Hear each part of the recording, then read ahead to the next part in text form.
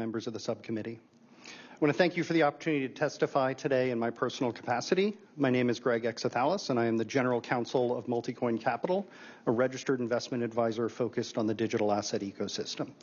I also serve as a director of both the Blockchain Association and the DeFi Education Foundation, and I teach at Duke University School of Law, where I've had the privilege of helping train the next generation of financial regulatory attorneys. Multicoin invests in both liquid assets and early-stage venture. Through that work, we support founders who are building the future of financial infrastructure and internet-native commerce. But increasingly, those founders are not building in the United States. They're setting up abroad, not because they want to avoid rules, but because the rules here are often opaque, fragmented, or even contradictory. That is not a sustainable outcome. The 119th Congress has the opportunity to reverse that trend, and I want to begin by commending this committee and your counterparts on agriculture and in the House for advancing bipartisan proposals that aim to bring clarity, structure, and accountability to this industry.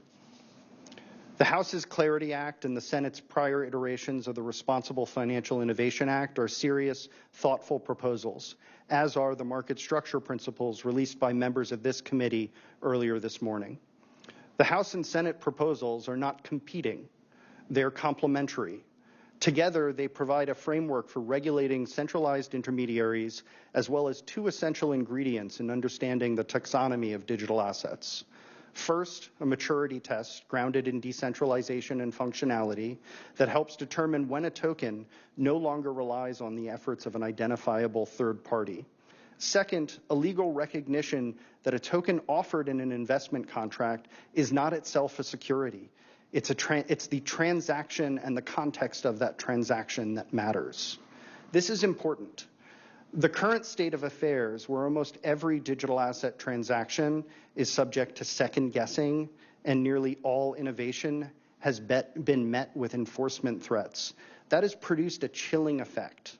Entrepreneurs face the risk of building into a legal gray zone, and established institutions like banks, corporations, and exchanges are sitting on the sidelines, afraid to touch new important technology.